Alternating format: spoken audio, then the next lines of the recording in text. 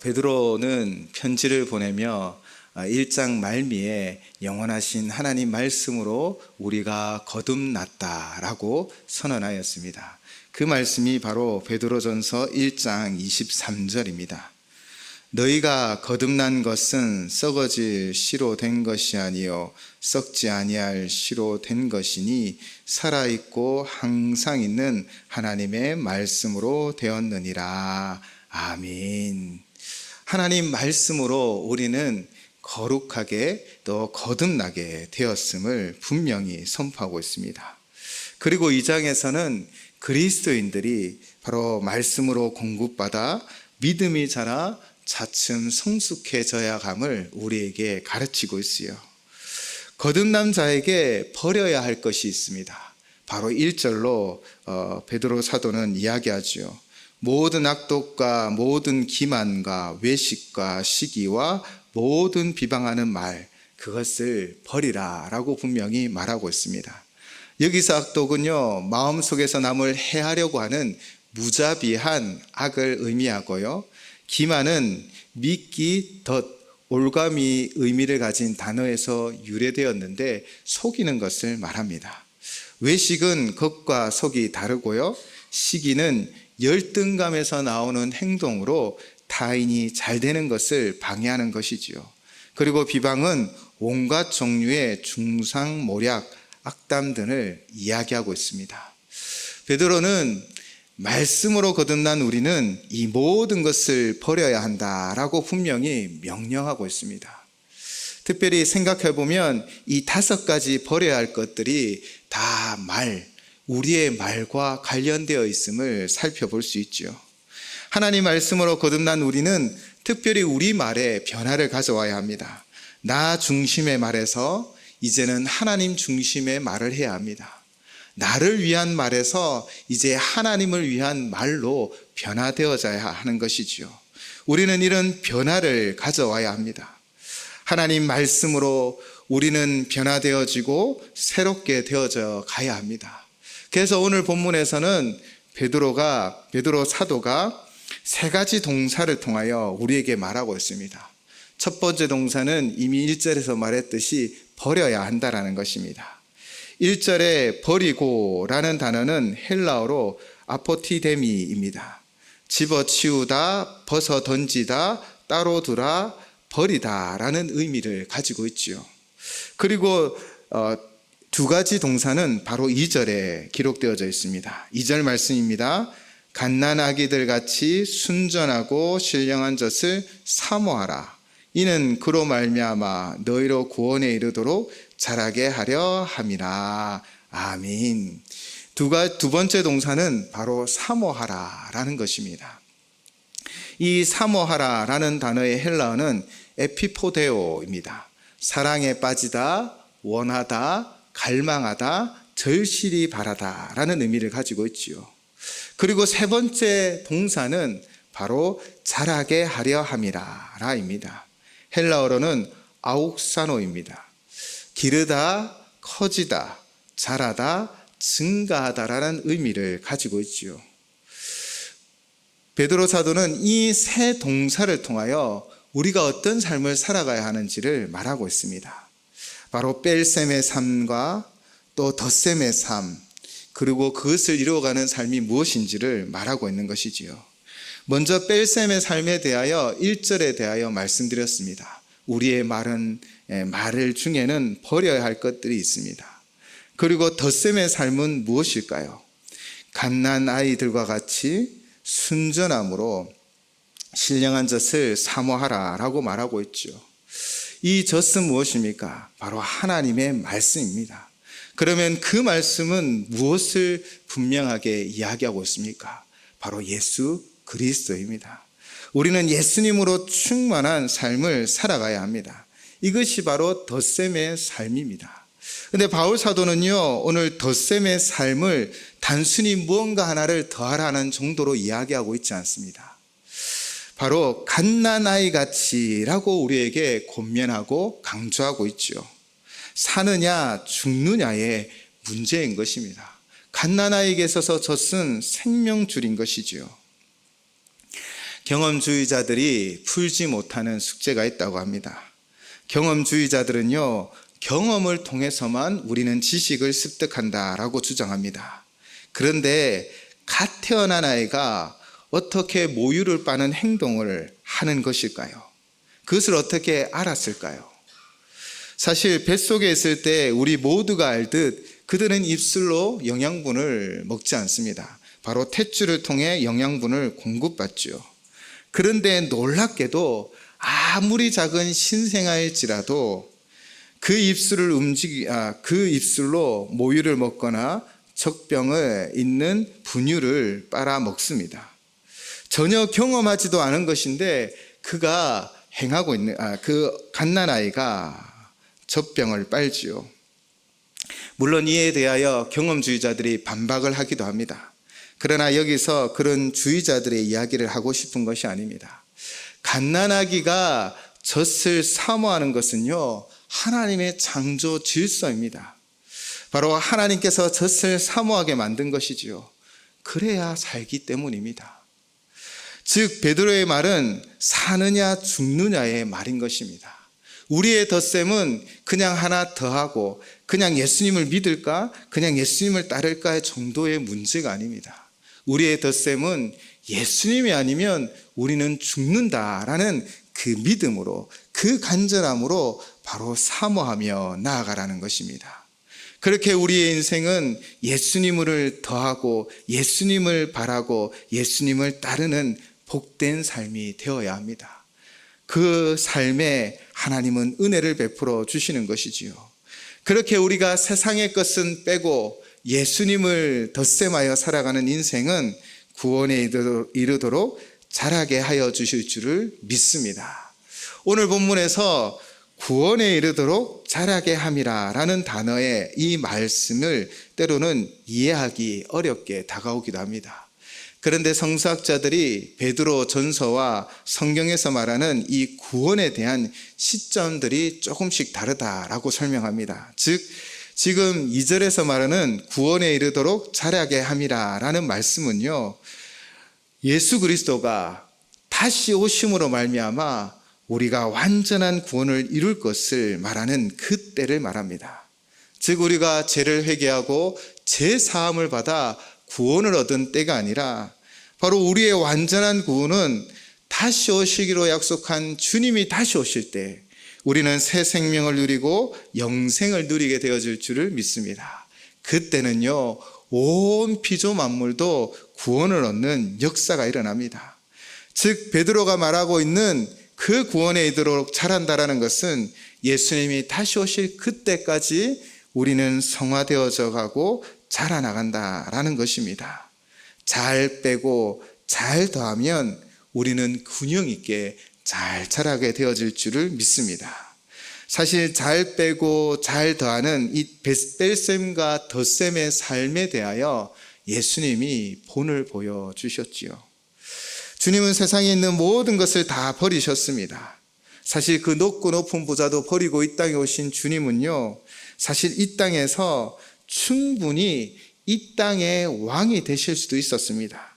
그분의 권능, 그분의 능력은 이 땅의 왕이 되고도 부족함이 없었기에 많은 사람들은 예수님을 메시아로 쫓아다니기 시작했고, 또 함께했던 제자들마저도 주께서 이 나라를 주님의 나라를 이루어 가실 때 한 자리 주십시오 요구하기도 했다라는 것이지요.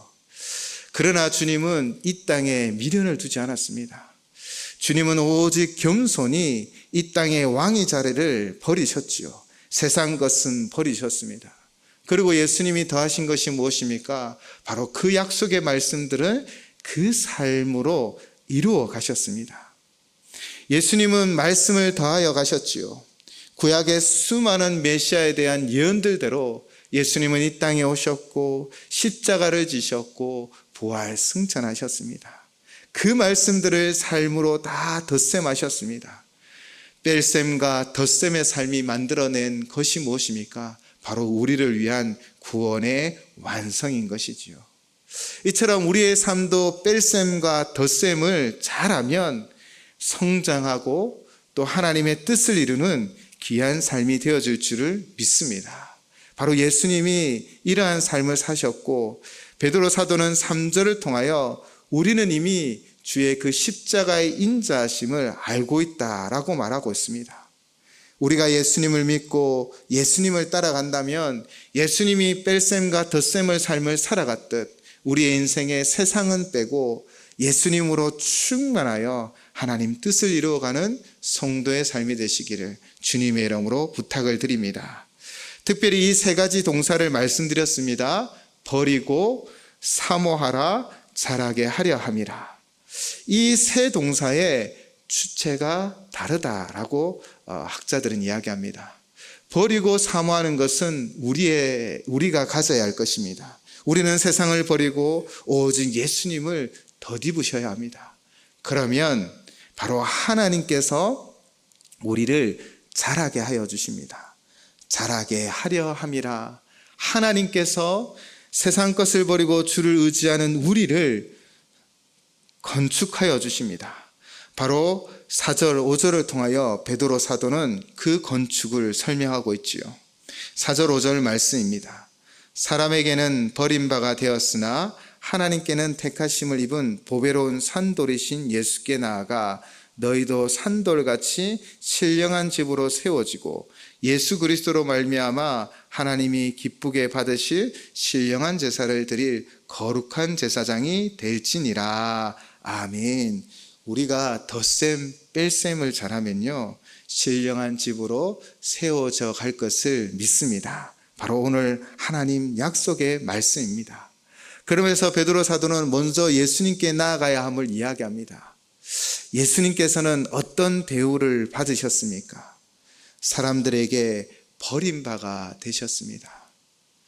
뺄셈이 없는 사람들, 자기 중심적 사람들에게 예수님은 적대적 대상이 되셨습니다. 예수님은 당시에 세상의 종교 지위를 누리고 세상의 권세를 누리는 사람들에게는 대적이 되셨습니다. 그 이유가 무엇일까요? 예수님은 뺄셈에 대해서 계속 가르쳤습니다. 우리의 인생은 세상의 것을 버리고 하나님 것을 선택하며 하나님 말씀을 사모해야 하는 것입니다. 마태복음 23장에는 서기관들과 바리새인들을 꾸짖는 장면들이 기록되어져 있습니다. 그때 그들에게 이렇게 말씀하셨죠. 마태복음 23장 11절 12절 말씀입니다. 너희 중에 큰 자는 너희를 섬기는 자가 되어야 하리라. 누구든지 자기를 높이는 자는 낮아지고 누구든지 자기를 낮추는 자는 높아지리라. 아멘. 서기관들과 바리새인들은요, 사람들에게 보이고자 특별한 옷을 제작하여 입었습니다. 또 잔치 때는 윗자리에 앉고자 했고 회당에서도 늘 높은 자리에 앉기를 즐겨 했습니다. 그들은 시장에서 문안받는 것, 사람들로부터 랍비다, 선생이다 칭찬받는 것, 친송받는 것 너무나 좋아했습니다. 그렇게 그들은 세상에서 덧셈만을 하려고 했던 것이지요. 그러나 예수님은 그들에게 뺄셈의 삶을 가르쳐 주었습니다. 자신을 낮추어 섬기는 자가 하나님이 기뻐하시는 자다. 하나님께서 진정으로 자신을 낮추는 자를 높여주실 것이다 라고 계속해서 말씀하셨던 것입니다. 이 두 생각이 충돌을 일으키고 예수님의 말씀을 미워하는 자들은 결국 예수님을 버리게 되었지요.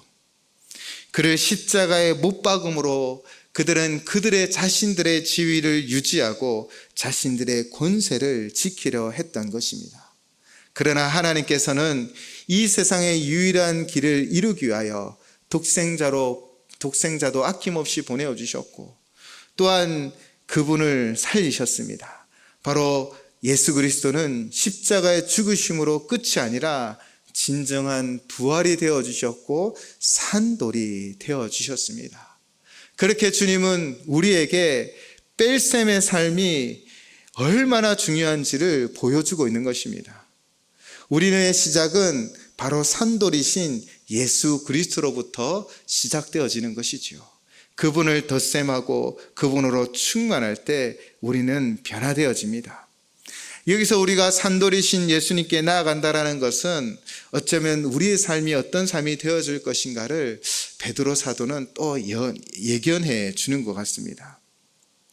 우리가 산돌이신 예수 그리스도를 쫓아간다면 예수님을 버렸던 세상이 결국 우리도 버리게 되어질 것입니다. 참 신기하게도 우리 이웃에게 맛있는 음식의 정보, 또 좋은 정보를 주면 별로 거부감이 없습니다. 그런데 우리 이웃에게 맛있는 음식보다, 세상의 좋은 정보보다 너무나 중요한 영생에 관한 복음을 전하게 되면 꼭 우리는 어려움을 당할 때가 있습니다. 가끔 우리가 전도용품을 들고 나아가면요, 받지도 않고 무시하는 사람들도 만나게 되어집니다. 참 안타깝지요. 그런데 우리는 이런 대접을, 때로는 우리가 이런 대접을 받아야 하는가라는 생각도 듭니다. 그러나 이미 예수님이 세상으로부터 버림을 받으셨지요. 우리가 주님으로부터 시작하는 삶은, 주님과 함께 동행하는 삶은 어쩌면 세상에서 오해와 모욕과 비방을 당하는 삶일지 모르겠습니다. 그러나 이미 예수님이 이 모든 것을 대신 져주셨습니다. 오해받고 모욕과 비방과 형벌을 받음으로 말미암아 우리는 구원을 얻었지요. 우리가 때로는 버림을 당할지라도 세상을 향하여 이 진짜 복음을 전하기를 포기하지 아니하고 주님과 함께 나아가면 생명을 살리는 역사가 일어날 줄을 믿습니다. 그렇게 우리가 주님께로 나아가 주님을 따라 살아가면요, 5절의 말씀처럼 신령한 집으로 세워질 줄을 믿습니다. 하나님께서 기뻐하시는 사람, 하나님께서 칭찬하시는 사람은 변화되어져 갑니다. 사람들이 나를 어떻게 볼까? 그렇게 세상의 거울 앞에서 자기 모습을 비추기보다는 하나님의 거울 앞에서 우리의 모습을 살펴보시기 바랍니다. 세상 사람들에게 보이려고 우리의 몸과 마음의 행사를 치장하기보다는 하나님의 거울 앞에서 우리의 모습이 어떠한지를 늘 살펴보시길 바랍니다. 그러면 우리는 신령한 집으로 지음받게 되어질 것이요, 건축되어질 줄을 믿습니다. 또한 4절에서 산돌이라고 표현하고 있죠. 또 5절에서도 산돌이라고 표현하고 있습니다. 그런데 원어에서는 4절의 산돌은 단수이고요, 5절의 산돌은 복수입니다. 즉 산돌이신 예수님께 나아가면 하나님께서 우리를 어떻게 하여 주신다고요? 산돌들이 되어지게 하여 주신다라는 것입니다. 죽어가는 이 세상, 어두운 가운데 있는 세상 가운데 하나님은 우리를 산돌이 되어지게 하셔서 우리를 아름답게 건축하여 가실 줄을 믿습니다. 오늘도 예수님께 나아가는 자를 하나님은 긍휼과 은혜를 베풀어 주셔서 신령한 집으로 세워주실 줄을 믿습니다. 그러면 우리는 5절에서 하나님이 기쁘게 받으실 신령한 제사를 드릴 거룩한 제사장으로 또한 변화되어질 줄을 믿습니다. 오늘 5절에서 하나님이 기쁘게 받으실 신령한 제사를 드릴 거룩한 제사장이 될 것이다 라고 말씀하고 있는데, 사실 이 말씀은요, 유대 사회에서는 위험하고 급진적인 선포입니다. 우리가 알고 있듯 유대 사회에서 제사장은요, 내가 하고 싶다고 해서 할 수 없습니다. 혈통을 따르고 특별한 선택을 받은 사람들이지요. 그런데 지금 베드로 사도는 예수님께 나아가는 자, 예수님을 따르는 자, 하나님 앞에서 자신을 살피는 자는 거룩한 제사장이 됩니다 라고 선언하고 있는 것입니다. 우리가 예수님을 믿어 구원받아 우리 모두가 거룩한 제사장이 되었음을 믿습니다. 이것은 우리의 혈통이 아닙니다. 우리의 조건이 아닙니다. 바로 예수님을 믿음으로 하나님은 우리를 거룩한 제사장으로 불러 세우셨습니다. 이 제사장의 특징이 무엇일까요? 제사장은 제사를 드릴 수 있습니다. 죄사함의 제사를 드리는 특권이 유대 사회의 제사장에게만 있었던 것이지요. 그러나 우리가 알듯 십자가의 사건은 그 휘장을 둘로 갈라지게 하였습니다. 이제 누구든지 예수를 믿으면 그 보혈을 의지하여 하나님 앞에 나아가 죄를 회개하고 제 사함을 받고 회복의 은혜를 누릴 수 있음을 믿습니다. 바로 우리를 그런 거룩한 제사장으로 세워주셨습니다. 우리가 우리의 죄를 자백하며 고백하며 나아가면 하나님은 그 보혈로 말미암아 우리의 모든 죄를 용서하여 주시고 회복하여 주십니다. 이것이 바로 우리에게 주신 특권인 것이죠. 세상의 것을 빼고 예수님으로 충만하면 우리는 신령한 집으로 건축되어져 갈 줄을 믿습니다. 또한 예수님으로 충만하면 우리는 하나님 앞에 제사장으로 정말 우리의 죄를 자백하고 우리는 거룩한 제사장으로 쓰임받게 되어질 줄을 또한 믿습니다. 베드로 사도는 이제 6절에서 8절까지 구약의 말씀을 인용하여 다시 예수 그리스도에 대하여 분명하게 증거하고 있습니다. 왜 6절에서 8절 다시 말씀을 통하여 예수 그리스도에 대하여 우리에게 증거하고 있습니까? 그것은 우리의 신앙의 근원이 예수 그리스도이기 때문입니다. 세상은 예수님을 버렸지만 그러나 그분은 보배로운 모퉁이 돌이 되었습니다. 모퉁이의 머릿돌이 되었습니다. 집을 지을 때는 큰 반석 위에 기초를 놓는다고 합니다.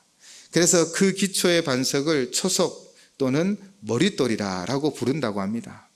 예수님이 바로 우리의 구원의 머릿돌이 되어주십니다. 든든한 반석이 되어주셔서 우리가 그 위에서 든든하고 튼튼한 집을 세워갈 수 있는 것이지요. 우리의 자격으로는 제사장이 되어 하나님 앞에 나아갈 수 없지만 바로 우리의 머릿돌이 되신 주님으로 말미암아 우리는 새 옷을 입고 변화되어져 가고 신령한 집으로 건축되어져 갈 줄을 믿습니다. 우리 안에 이런 변화를 베드로 사도는 9절에서 10절로 이렇게 선포하고 있습니다.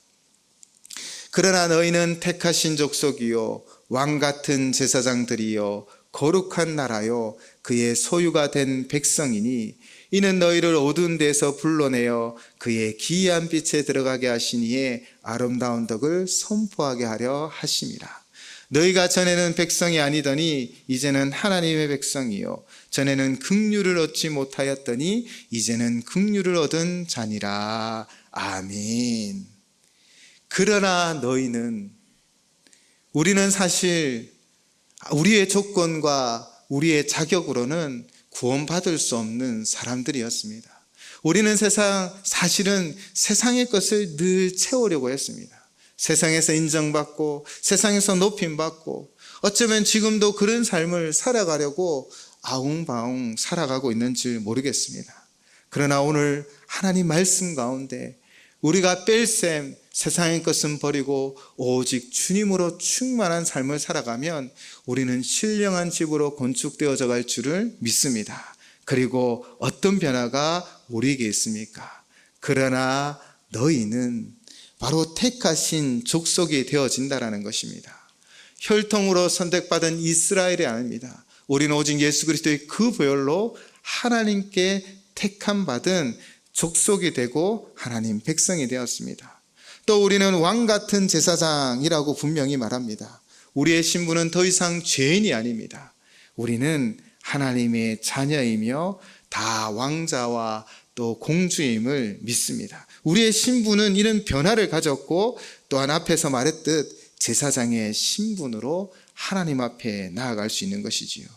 또 우리는 거룩한 나라가 되었습니다. 거룩한 나라는 무엇입니까? 이 세상과 구별된 나라입니다. 바로 거룩한 나라는 하나님의 통치가 있는 나라입니다. 세상의 권력, 지위, 능력으로 이루어지며 악한 세력이 득세하여 백성을 괴롭히는 나라가 아니라 바로 하나님의 거룩한 통치가 일어나 그분의 다스림을 받는 나라입니다. 하나님이 왕이 되어주셔서 보호하시고 지키시고 인도하시는 거룩한 나라를 누리는 존재가 바로 우리임을 믿습니다. 또한 그의 소유된 백성이 되었습니다. 주님의 핏값을 주고 우리는 주님의 사신 바가 되었습니다. 그래서 우리는 우리의 것이 아닙니다. 바로 주님의 것이요 하나님의 소유가 된 백성임을 믿습니다. 사단의 세력이 아무리 우리를 빼앗으려고 해도 하나님의 손에서 우리를 빼앗을 수 없습니다.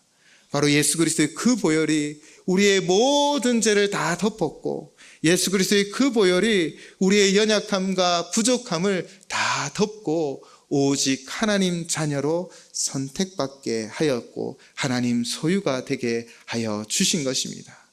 이처럼 우리가 세상의 것을 빼고 주님으로 충만하면 우리는 하나님의 이 인도하심을 누리는 것입니다. 이렇게 변화된 우리에게 주신 분명한 사명이 있습니다. 여러분은 그냥 우연히 태어난 존재가 아니라 하나님의 목적을 두고 하나님이 부르시고 택하신 존재임을 믿습니다. 9절 하반절을 보시면요, 이는 너희를 어두운 데서 불러내어 그의 기이한 빛에 들어가게 하신 이에 아름다운 덕을 선포하게 하려 하심이라. 아멘. 우리를 어둠 가운데 불러주셨습니다. 그리고 9월의 빛 가운데, 영생의 빛 가운데 들어가게 하셨습니다. 그 분명한 이유는 아름다운 덕을 선포하기 위해서입니다. 아름다운 덕이라는 헬라어는 타스 아레다스입니다. 그 의미는 찬미 혹은 탁월함을 나타낸다고 합니다. 즉 하나님을 향하여 찬양하고 그분의 구원을 선포하며 하나님이 우리 가운데 이루실 이 놀라운 기적을, 이 놀라운 일을, 이 놀라운 구원을 선포하는 것이 바로 우리의 목적인 것입니다. 하나님의 부르심은 분명한 목적이 있습니다. 그 목적을 이루기 위하여 여러분을 택하신 족속으로, 또 왕같은 제사장으로, 거룩한 나라로 그의 소유된 백성이 되게 하여 주셨음을 믿습니다. 이를 위하여 10절을 보시면요, 전에는 백성이 아니더니 이제는 하나님의 백성이고, 전에는 긍휼을 얻지 못하더니 이제는 긍휼이 얻은 자가 되었다라고 말씀하고 계십니다. 하나님의 부르심의 목적을 이루기 위하여 오직 이제 내가 살아도 주를 위하여 살고, 이제 내가 주를 죽어도 주를 위하여 살아가는 저와 우리 모든 성도님 되시기를 주님의 이름으로 부탁을 드립니다. 세상의 것을 빼시기 바랍니다. 그리고 예수님을 더하시기 바랍니다. 그러면 신령한 집으로 세움을 받아 온 세상에 하나님의 아름다운 덕을 선포하게 되어질 줄을 믿습니다.